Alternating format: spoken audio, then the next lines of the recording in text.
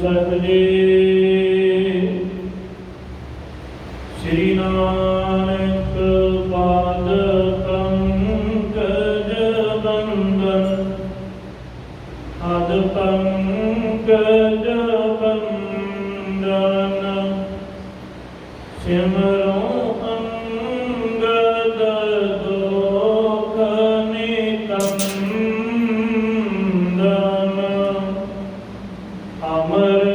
अमरदास गुरे हृदय ध्यानो गुरे हृदय ध्यानो श्री गुरु रामदास गुण गानो श्री अर्जन विघ्नन के नासक विघ्नन के नासक हर गोविंद सब समत प्रकाशक श्री हर राय नमो कर जोरी नमो कर जोरी गुर हरे कृष्ण मनाए बहोरी तेग बहादुर परम कृपाला परम कृपाला श्री गुरु गोविंद सिंह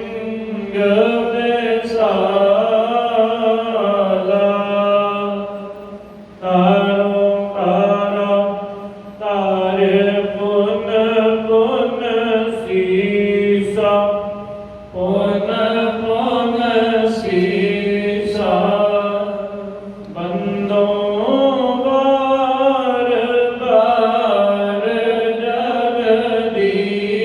जगदीसा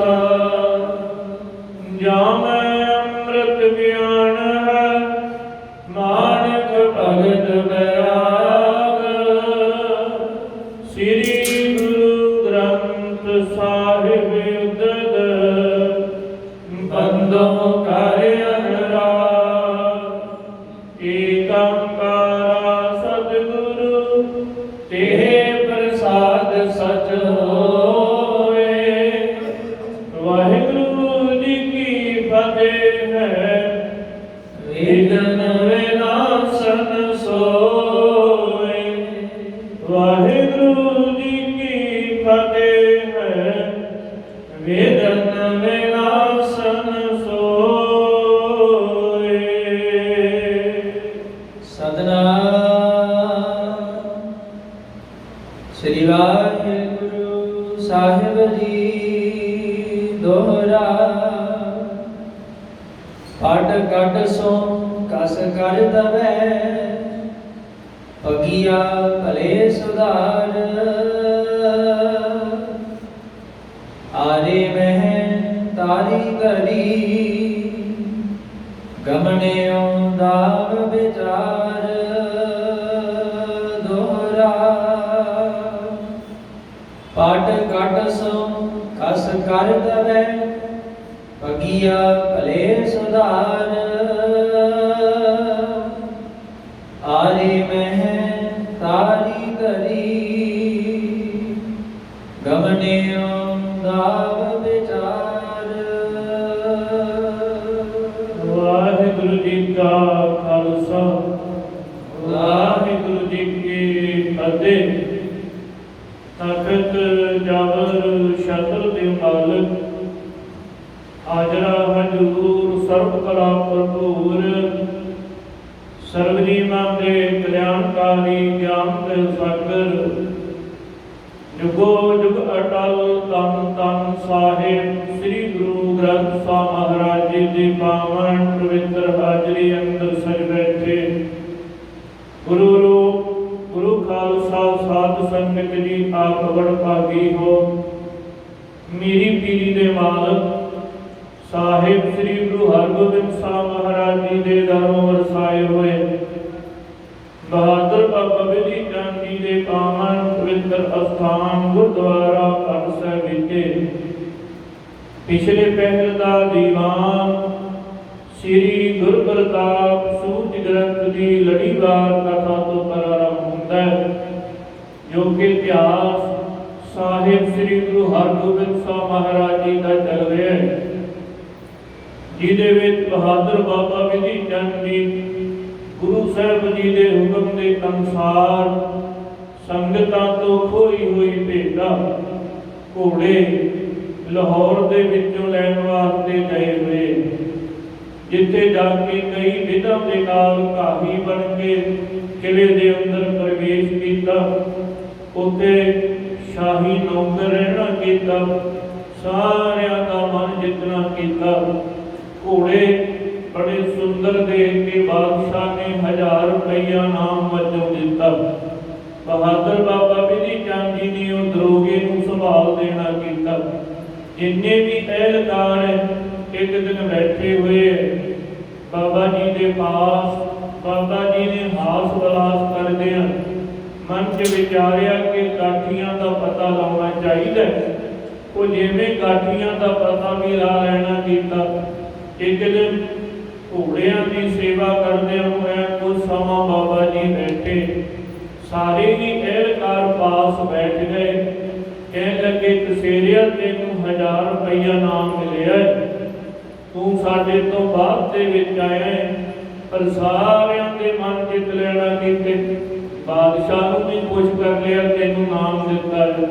सानू कदी इन्ने चिर दे विच 5 मोहरां नाम दियां मिलियां नहीं, तेनू 1000 रुपया नाम मिले, पर तू अपने भरावां दे वास्ते जिहड़े असीं तेरे नाल इन्ना प्यार करते हैं, सानू कोई पार्टी वगैरह ते देना नहीं कीती। बाबा जी कहते भाई मेरे मन दे विच ही नहीं आया कि मैं तुहानू पार्टी देना करां, चंगा होया तुसीं मेरे भरा हो, मैनू चेता करा दिता है, जिद्दां दी पार्टी चाहूं मैं दे देना है। एक गल है कि मैं हिंदुओं के नाते के होने के कारण मैं कोई हो जी वस्तु नहीं दे सकता। वो कह लगे किसी ने सानू शराब के कबाब चाहिए, ये बगैर किसी प्रकार की पार्टी जी है उसका मजा नहीं आए। बाबा जी कहते फिर मनुख भेज देवो, मैं अपने को पैसे खर्च के वस्तां लै देना। बाबा जी ने भाई जीवन के घरों 20 रुपए लए, चंगी शराब घड़ा भर के ਉਹਦੇ एक एहलकार ਨੂੰ चुका के लै आए। 5 रुपए उन्होंने देना कीते कि भाई ਇਹਦਾ ਤੁਸੀਂ जो मर्जी खरीद के लै आना करो, क्योंकि उन्होंने समयां ਦੇ ਵਿੱਚ 5 रुपया की कीमत 5000 वर्गी सी। बाबा जी कहते जो मर्जी खरीद के लै आओ। उन्होंने मास पुआल आदि लै आना किया। बाबा जी नूं कहण लगे कसेरिया हुण तू पास बह के एक जाने नूं वरतावा ला, उहदे हथ लाउणे नहीं है, वरतावा चंगा ला जिहड़ा इक्को जी सारियां नूं वरताउणा करे। बाबा जी कहते तुसीं चिंता ना करो, सब दे नाल इंसाफ होवेगा, निश्चिंत हो के थोड़ी थोड़ी पीवो, नाले गल्लां बातां करियो। सब नूं बुला लेना कीता, एकत्र हो गए। बाबा जी ने उस एहलकार नूं कह के सारियां नूं शराब पिलाउणा शुरू कीती। जदों उन्हां नूं सुध बुध विसर गई, बाबा जी ने सब नूं बाहां तो फड़ के देखिया, किसी नूं सुध बुध ना रही, किसी ने कपड़े पाड़ लेना कीते, किसी ने अपनी पग किते सुट लेना कीती। बाबा जी ने धू धू के एक अंदर एकत्र कर दिता। हुण इस तो अगे बाबा जी जिवें चाबियां लैके घोड़ियां की तैयारी करके गुरु साहब जी के पास आउणगे, इस तो प्रसंग अगे प्रारंभ होने लगा है। गुरु हरगोबिंद साहब महाराज जी, धन गुरु ग्रंथ साहब महाराज जी आप विच वरतन, मेल भरिया सीन ते हथ रखन। गुरु साहब ਬਹਾਦਰ ਬਾਬਾ ਵਿਧੀ ਚੰਦ ਜੀ ਆਪਣੀ ਕਥਾ ਆਪ ਕਰਵਾ ਲੈਣ। ਆਪ ਸੰਗਤਾਂ ਮਨ ਬਿਰਤੀਆਂ ਇਕਾਗਰ ਕਰਦੇ ਹੋਏ ਬਖਸ਼ੋ ਅਸੀਸ। ਗੱਜ ਕੇ ਬੋਲਣਾ ਕਰੀਏ ਜੀ ਸਤਨਾਮ ਸ੍ਰੀ ਵਾਹਿਗੁਰੂ ਸਾਹਿਬ ਜੀ। ਦੋਹਰਾ ਪਟ ਕੱਢ ਸੋ ਕਸ ਕਰ ਦਵੇ ਭਗਿਆ ਭਲੇ ਸੁਧਾਰ। ਜਗੀ ਜੀ ਕਹਿੰਦੇ ਕਿ ਬਹਤਰਾਂ ਚੰਗੀ ਤਰ੍ਹਾਂ ਸੰਭਾਲਣਾ ਕੀਤਾ ਤੇ ਲੱਕ ਨੂੰ ਕਮਰ ਕੱਸਾ ਲਾਉਣਾ ਕੀਤਾ, ਕਿਉਂਕਿ ਕਮਰ ਕੱਸਾ ਲਾ ਕੇ ਚੰਗੀ ਤਰ੍ਹਾਂ ਜਿਹੜੀ ਹੈ ਸਰੀਰ ਦੀ ਤਿਆਰੀ ਹੋ ਜਾਂਦੀ ਹੈ। ਬਾਹਰ ਜਿਹੜੇ ਪਾਏ ਹੋਏ ਉਹ ਇੱਧਰ ਉੱਧਰ ਅੜਦੇ ਨਹੀਂ।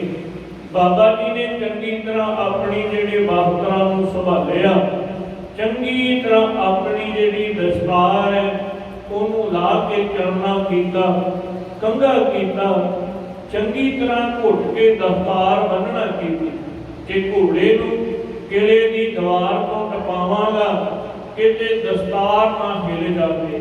ਇਸ ਕਰਕੇ ਬਾਬਾ ਜੀ ਨੇ ਕੇਸ ਦੀ ਘੁੱਟ ਕੇ ਬੱਧੀ, ਦਸਤਾਰ ਵੀ ਬਾਬਾ ਜੀ ਨੇ ਬੜੀ ਘੁੱਟ ਕੇ ਆਪਣੀ ਸਜਾ ਲੈਣਾ ਕੀਤੀ। ਹਰੀ ਮਹਿ ਤਾਰੀ ਧਰੀ ਗਮਣੇ ਉਦਾਬ ਵਿਚਾਰਜ। ਜਗੀ ਜੀ ਕਹਿੰਦੇ ਕਿ ਆਪਣੇ ਸਰੀਰ ਦੀ ਤਿਆਰੀ ਕੀਤੀ ਬਾਬਾ ਜੀ ਨੇ।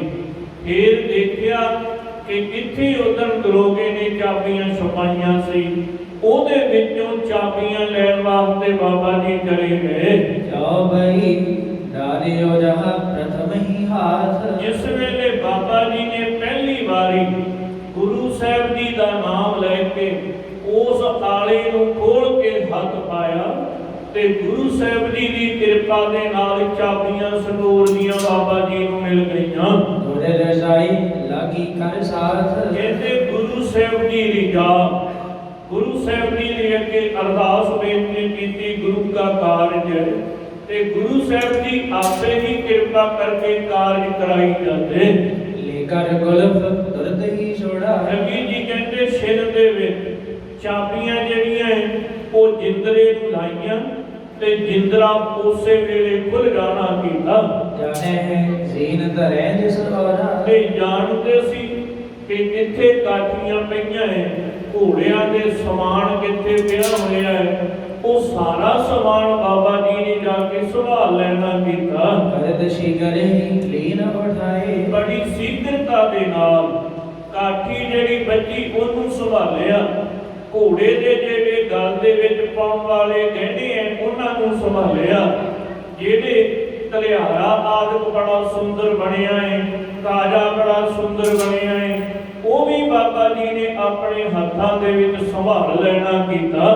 ਹੈ ਦਿਲਬਾਗ ਨਿਕਟ ਤਬ ਜਾਏ। ਦਿਲਬਾਗ ਘੋੜੇ ਦੇ ਪਾਸ ਬਾਬਾ ਜੀ ਚਲੇ ਗਏ। ਰੇਸ਼ਮ ਡੋਰੇ ਛੋੜਨ ਕਰੀ। ਜਿਹਨੂੰ ਰੇਸ਼ਮ ਦੀਆਂ ਡੋਰਾਂ ਦੇ ਨਾਲ ਬੱਧਾ ਹੋਇਆ ਸੀ, ਉਹਦੀਆਂ ਰੇਸ਼ਮ ਦੀਆਂ ਡੋਰਾਂ ਗਲ ਦੇ ਵਿੱਚੋਂ ਬਾਬਾ ਜੀ ਨੇ ਖੋਲਣਾ ਕੀਤੀਆਂ।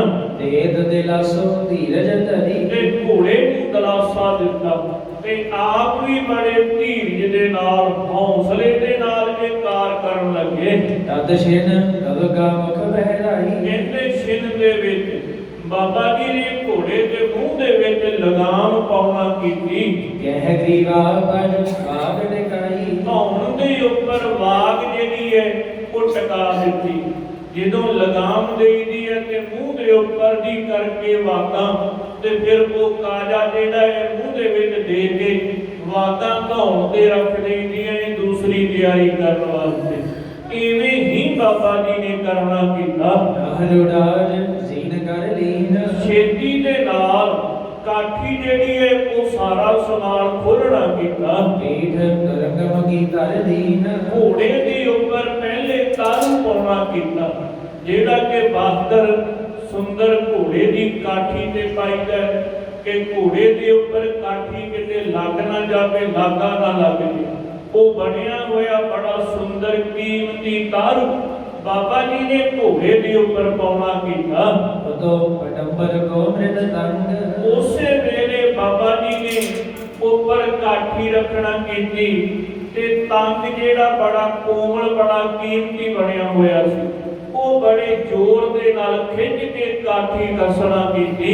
ਹੈ ਚੜਾਜ ਹੈ ਖਿਚਿਓ ਬਲ ਸੰਗ। ਕਵੀ ਜੀ ਕਹਿੰਦੇ ਬੜੇ ਜ਼ੋਰ ਦੇ ਨਾਲ ਦੋਨੋਂ ਹੀ ਤੰਗ ਬਾਬਾ ਜੀ ਨੇ ਕਾਠੀ ਦੇ ਬੜੇ ਖਿੱਚ ਕੇ ਜ਼ੋਰ ਦੇ ਨਾਲ ਕੱਸਣਾ ਕੀਤੇ। ਜਾਮੀ ਗੜ ਰਕਾਬ ਨਗ ਜੜੀ। ਇਹ ਰਕਾਬ ਜਿਹੜੀ ਹੈ ਉਹ ਇੱਕ ਬੰਨੇ ਕੀਤੀ, ਇੱਕ ਬੰਨੇ ਕੀਤੀ, ਜਿਹੜੀਆਂ ਕਿ ਚਾਂਦੀ ਦੀਆਂ ਬਣੀਆਂ ਹੋਈਆਂ ਸੀ, ਜਿਨ੍ਹਾਂ ਦੇ ਵਿੱਚ ਬੜੇ ਕੀਮਤੀ ਨਗ ਲੱਗੇ ਹੋਏ ਸਨ।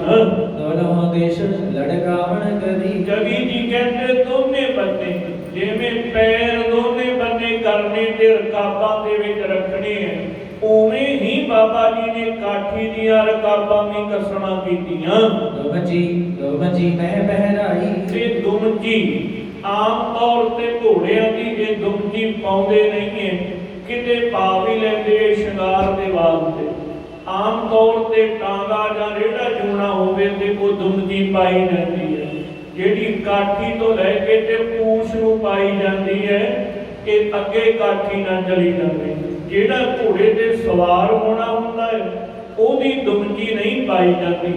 ਤਕਰੀਬਨ ਜਿਹੜੀ ਕੀਮਤੀ ਕਾਠੀ ਬਣੀ ਹੁੰਦੀ ਹੈ, ਬੜੀ ਜਿਹੜੀ ਕਢਾਈ ਕੀਤੀ ਹੁੰਦੀ ਹੈ ਸੁੱਚੇ ਤਿੱਲੇ ਦੀ, ਉਹਦੀ ਗਾਮਜੀ ਬਣਾਉਂਦੇ ਹੈ ਕਿ ਜਿਹਦੇ ਨਾਲ ਪਿਛਲੇ ਦੋਨੇ ਘੋੜੇ ਦੇ ਪੁੜਾਂ ਦੇ ਉੱਪਰ ਬੜੇ ਸੁੰਦਰ ਫੁੱਲ ਬਣਾਏ ਹੁੰਦੇ ਆ ਗਾਮਜੀ ਦੇ ਨਾਲ।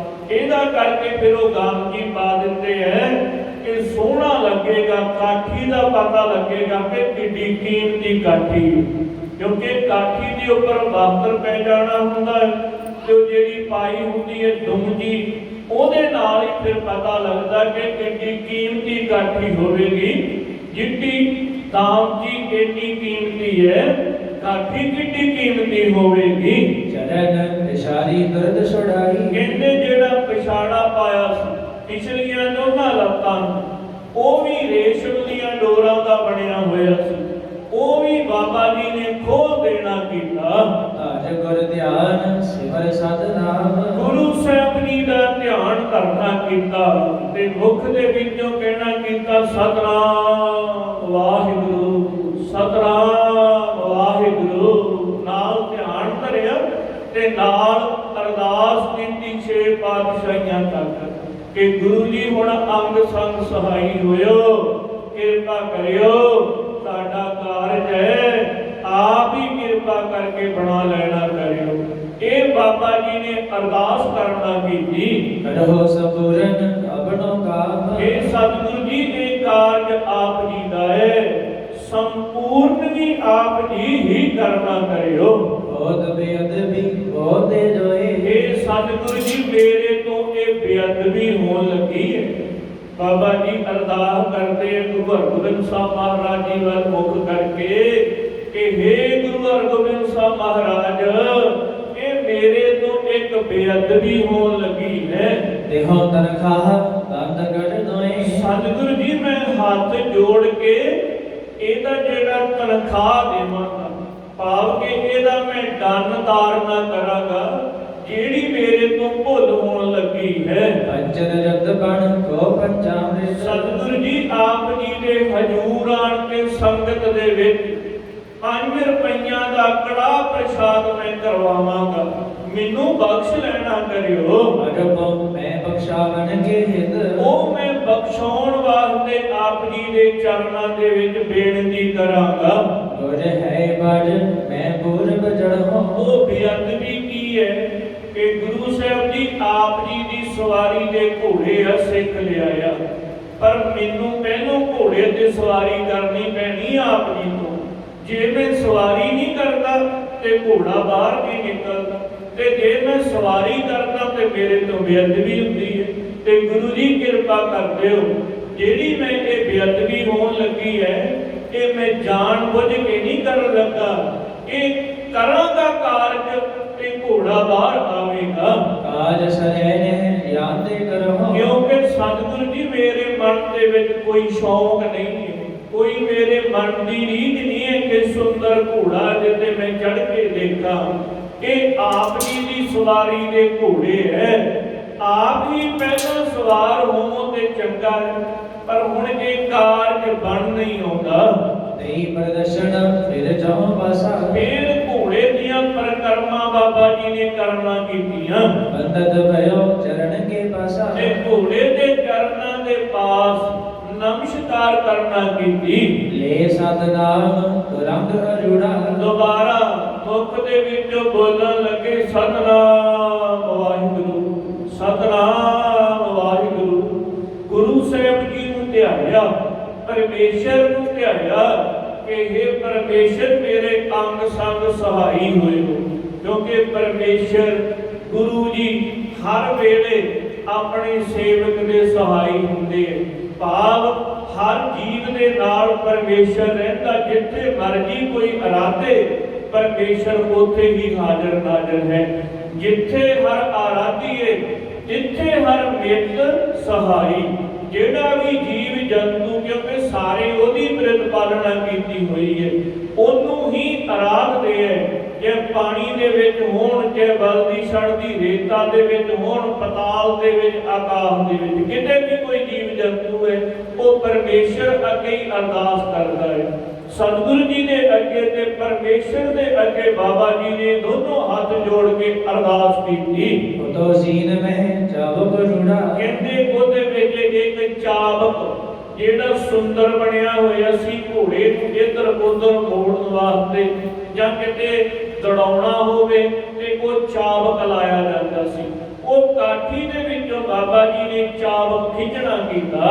ਕੰਚਨ ਦੰਡ ਜਵਾਹਰ ਜੜਿਓ ਕਹਿੰਦੇ ਜਿਹੜਾ ਸੋਨੇ ਦਾ ਬਣਿਆ ਹੋਇਆ ਜਿਹਦੇ ਵਿੱਚ ਹੀਰੇ ਪੰਨੇ ਜਵਾਹਰ ਆਦਿ ਜੜੇ, ਪਤਾ ਨਹੀਂ ਕਿੰਨਾ ਕੀਮਤੀ ਹੋਵੇਗਾ, ਉਹ ਬਾਬਾ ਜੀ ਨੇ ਆਪਣੇ ਕਰ ਕਮਲਾਂ ਦੇ ਵਿੱਚ ਲੈਣਾ ਕੀਤਾ। ਸੋ ਵਿਧੀਏ ਕਰ ਧਾਰਨ ਕਰਿਓ ਬਾਬਾ ਬਿਧੀ ਚੰਦ ਜੀ ਨੇ ਆਪਣੇ ਹੱਥ ਦੇ ਵਿੱਚ ਲੈ ਲੈਣਾ ਕੀਤਾ। ਇਦ ਬੋਧ ਕੁਸ਼ ਫੇਰੀ ਉਦਮ ਘੋੜਾ ਘੋੜੇ ਨੂੰ ਕੁਝ ਇੱਧਰ ਉੱਧਰ ਘੁਮਾਉਣਾ ਕੀਤਾ ਗਰਮ ਕਰਨ ਦੇ ਵਾਸਤੇ। ਤੁੰਦ ਵਿਸਾਰ ਕੀਨ ਬੜ ਜੋੜਾ ਕਹਿੰਦੇ ਘੋੜਾ ਜਿਹੜਾ ਬੜਾ ਫਰਤੀਲਾ ਹੈ, ਬਹੁਤ ਬਲੀ ਹੈ, ਉਹ ਘੋੜੇ ਨੂੰ ਬਾਬਾ ਜੀ ਬੜੀ ਹੌਲੀ ਹੌਲੀ ਦਲਾਸਾ ਦੇ ਕੇ ਫੇਰਨ ਲੱਗੇ।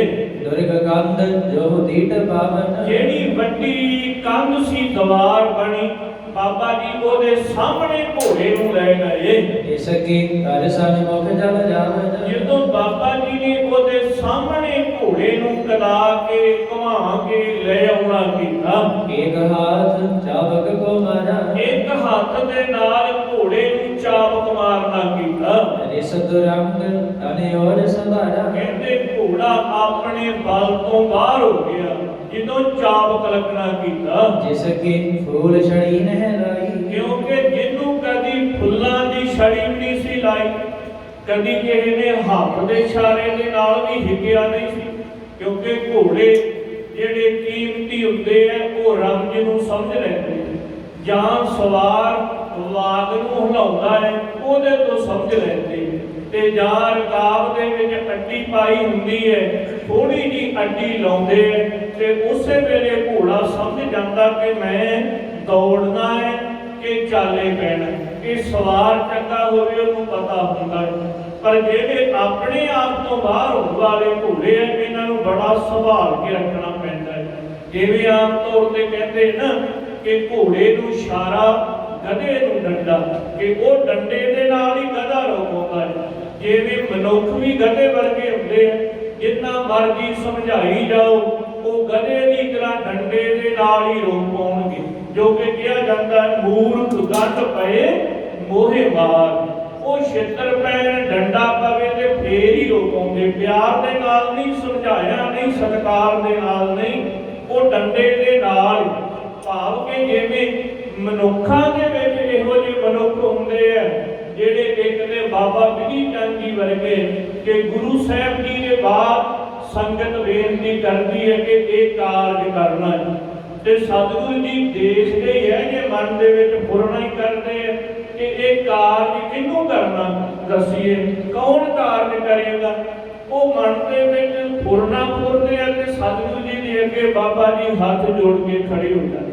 ਭਾਵ ਕਿ ਕਹਿਣਾ ਨਹੀਂ ਪੈਂਦਾ ਕਿ ਬਿਧੀ ਚੰਦ ਤੈਨੂੰ ਕਾਰਜ ਕਰਨਾ ਪੈਣਾ, ਨਹੀਂ, ਉਹ ਮਨ ਦੇ ਵਿੱਚ ਫੁਰਨਾ ਕਰਦੇ ਆ। ਬਾਬਾ ਜੀ ਸਮਝ ਜਾਂਦੇ ਆ ਕਿ ਇਹ ਵੱਡਾ ਕਾਰਜ ਹੈ, ਇਹ ਮੇਰੇ ਤੋਂ ਹੀ ਗੁਰੂ ਜੀ ਕਰਵਾਉਣਗੇ, ਮੈਨੂੰ ਹੀ ਸਤਿਗੁਰੂ ਜੀ ਇਹ ਰਹਿਮਤ ਬਖਸ਼ਿਸ਼ ਕਰਨਗੇ ਤੇ ਹੱਥ ਜੋੜ ਕੇ ਖੜੇ ਹੋ ਜਾਣਗੇ। ਕਹਿੰਦੇ ਇਦਾਂ ਦੇ ਘੋੜੇ ਐ ਜਿਹੜੇ ਇਸ਼ਾਰੇ ਨੂੰ ਸਮਝਣ ਵਾਲੇ, ਪਰ ਅੱਜ ਏਡੀ ਵੱਡੀ ਕੰਧ ਟਪਾਉਣੀ ਹੈ ਬਾਬਾ ਜੀ ਨੇ, ਇਸ ਕਰਕੇ ਘੋੜੇ ਨੂੰ ਚਾਪ ਕਰਾਉਣਾ ਪਿਆ। ਕਹਿੰਦੇ ਘੋੜੇ ਨੇ ਆਪਣੇ ਬਲ ਨੂੰ ਸੰਭਾਲਣਾ ਕੀਤਾ। ਲਗਤ ਉਠਿਓ ਕਰ ਬਾਗ ਉਠਾਈ। ਕਹਿੰਦੇ ਬੜਾ ਜਦੋਂ ਚਾਬਕ ਲੱਗਿਆ, ਘੋੜੇ ਨੇ ਬੜੀ ਉੱਚੀ ਛਾਲ ਲਾਉਣਾ ਕੀਤੀ। ਇੱਕ ਦੋ ਛਾਲ ਕੱਦ ਲਗ ਕੀਨ। ਇੱਕ ਦੋ ਛਾਲਾਂ ਮਾਰੀਆਂ, ਜਿਵੇਂ ਛਾਲ ਮਾਰਨ ਵਾਲਾ ਦੂਰੋਂ ਦੌੜ ਕੇ ਆਉਂਦਾ ਤੇ ਛਾਲ ਮਾਰਦਾ ਹੈ, ਐਵੇਂ ਬਾਬਾ ਜੀ ਨੇ ਪਿੱਛੇ ਘੋੜਾ ਕੀਤਾ ਸੀ। ਇੱਕ ਦੋ ਛਾਲਾਂ ਜਦੋਂ ਮਾਰਨਾ ਕੀਤੀਆਂ, ਇਸ ਤੇ ਉਜੀ ਕਛੂ ਨਾ ਚੀਨ। ਕਹਿੰਦੇ ਗੁੱਸੇ ਦੇ ਵਿੱਚ ਘੋੜਾ ਕਿ ਮੈਨੂੰ ਚਾਪ ਕਿਉਂ ਲੱਗਿਆ, ਇੱਕੇ ਦਮ ਚੌਂ ਪੈਰਾਂ ਤੋਂ ਇਉਂ ਉੱਡਿਆ ਕਿ ਜਿਵੇਂ ਕੋਈ ਪੰਛੀ ਉੱਡਦਾ ਹੈ। ਚਾਰੋਂ ਚਰਨ ਉਚਾਈ ਉਚੇਰੀ। ਕਵੀ ਜੀ ਕਹਿੰਦੇ ਚਾਰੇ ਹੀ ਪੈਰ ਧਰਤੀ ਤੋਂ ਸੰਭਾਲਣਾ ਕੀਤੇ ਤੇ ਕੁੱਦਣਾ ਕੀਤਾ ਉੱਪਰ ਨੂੰ। ਭਇਓ ਕੰਧ ਤੇ ਉਚ ਬੜੇਰੇ। ਕਹਿੰਦੇ ਕੰਧ ਤੋਂ ਉੱਚਾ, ਕਿੰਨੀ ਕੰਧ ਉੱਚੀ, ਕਿਲਿਆਂ ਦੀ ਕੰਧ। ਆਪ ਜੀ ਨੇ ਪੁਰਾਣੇ ਕਿਲੇ ਦੇਖੇ ਹੋਣਗੇ ਕਿ ਕਿੱਡੀਆਂ ਕਿੱਡੀਆਂ ਉੱਚੀਆਂ ਕੰਧਾਂ ਹੁੰਦੀਆਂ। ਉਹ ਸੰਮਣ ਬੁਰਜ, ਕਈਆਂ ਨੇ ਉਹਦੇ ਦਰਸ਼ਨ ਕੀਤੇ, ਉਹ ਦੱਸਦੇ ਕਿ ਬਾਬਾ ਜੀ ਬੜਾ ਉੱਚਾ ਹੈ, ਜਿੱਥੋਂ ਬਾਬਾ ਜੀ ਨੇ ਘੋੜਾ ਪਾਣੀ ਦੇ ਵਿੱਚ ਠੇਲਿਆ। ਉਹ ਚਾਰੇ ਪੈਰ ਧਰਤੀ ਤੋਂ ਚੁੱਕੇ ਘੋੜੇ ਨੇ ਤੇ ਕੰਧ ਤੋਂ ਕਵੀ ਜੀ ਕਹਿੰਦੇ ਕਿੰਨਾ ਉੱਚਾ ਚਲੇ ਗਿਆ।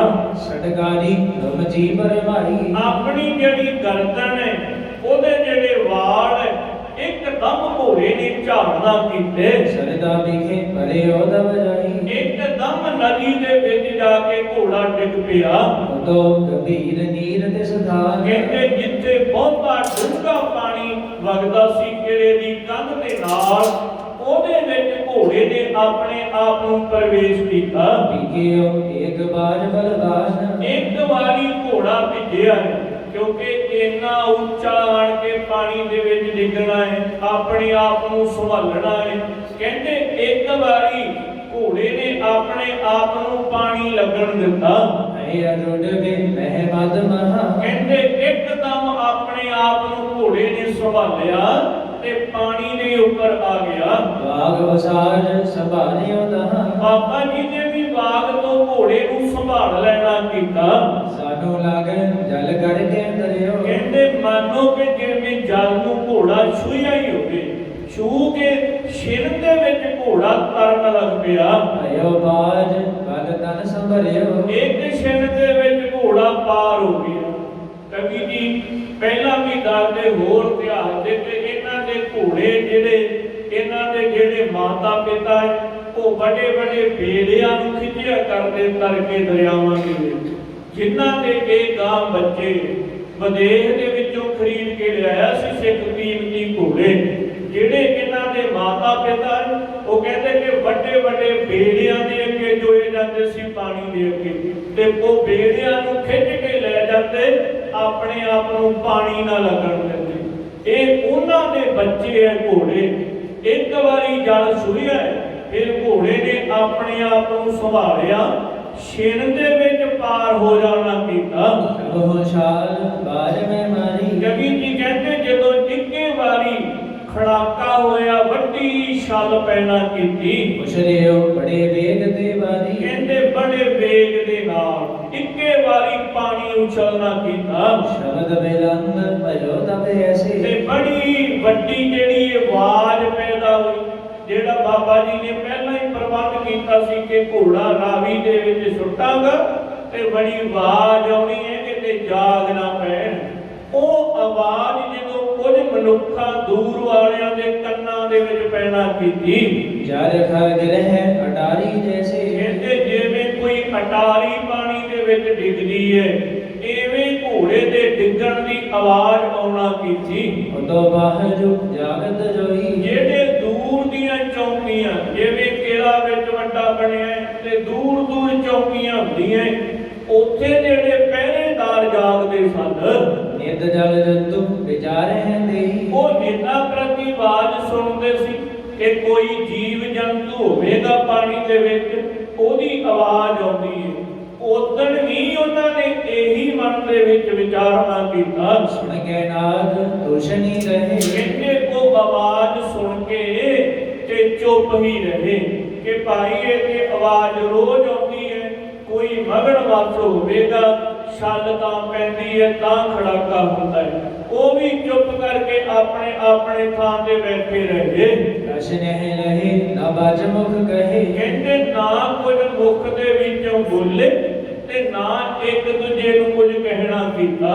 ਵਿਧੀ ਚੰਦ ਬੜ ਸੁਮਤ ਪਰਵੀਨਾ। ਬਾਬਾ ਵਿਧੀ ਚੰਦ ਜੀ ਜਿਹੜੇ ਸ੍ਰੇਸ਼ਟ ਬੁੱਧੀ ਵਾਲੇ, ਜਿਨ੍ਹਾਂ ਨੂੰ ਭਾਈ ਗੁਰਦਾਸ ਜੀ ਨੇ ਕਿਹਾ ਹੈ ਵਿਧੀ ਚੰਦ ਬੁੱਧ ਬਿਮਲ ਵਿਚਾਰ, ਕਿ ਜਿਨ੍ਹਾਂ ਦੀ ਬੜੀ ਸ੍ਰੇਸ਼ਟ ਬੁੱਧੀ ਹੈ, ਗੁਰਮੁਖਾਂ ਵਾਲੀ, ਸੰਤਾਂ ਵਾਲੀ, ਭਗਤਾਂ ਵਾਲੀ, ਬੜੀ ਸ੍ਰੇਸ਼ਟ ਬੁੱਧੀ ਦੇ ਮਾਲਕ ਹੈ ਬਾਬਾ ਵਿਧੀ ਚੰਦ ਜੀ। ਭਾਈ ਗੁਰਦਾਸ ਜੀ ਨੇ ਆਪਣੀਆਂ ਵਾਰਾਂ ਦੇ ਵਿੱਚ ਕਿਹਾ ਹੋਇਆ ਹੈ, ਕਹਿੰਦੇ ਸ੍ਰੇਸ਼ਟ ਬੁੱਧੀ ਵਾਲੇ ਚਤਰ ਬਹਾਦਰ ਬਾਬਾ ਵਿਧੀ ਚੰਦ ਜੀ।